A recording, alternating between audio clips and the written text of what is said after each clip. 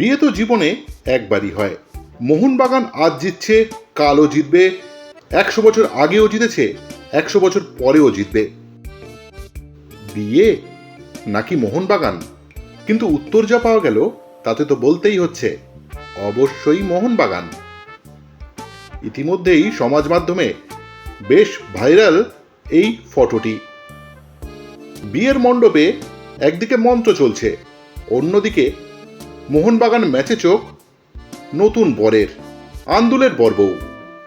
ছেলের নাম শুভ্রজিৎ আর পাক্কা মোহনবাগান সমর্থক কনের নাম ইপসিতা।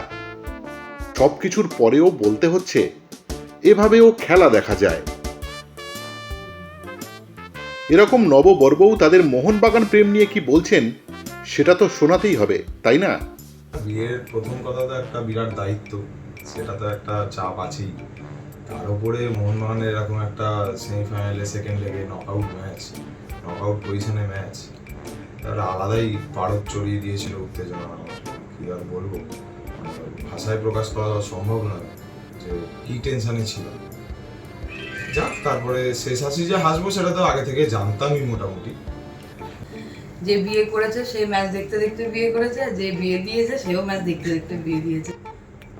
বর পিড়িতে বসে ম্যাচ দেখেছে, আমি ফটো তোলার মাঝখানে ম্যাচ দেখেছি। বাবা কাকাদের দেখেছি ছোট থেকে মোহনবাগানের অন্ধ সমর্থক।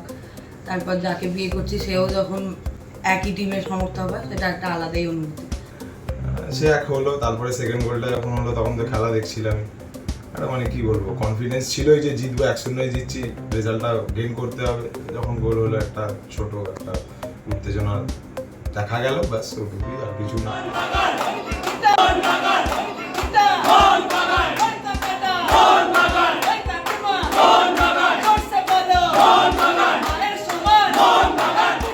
মাঠে জিতল মোহনবাগান, আর বিয়ের মণ্ডপেও এভাবেও জিতে গেল সেই মোহনবাগানই।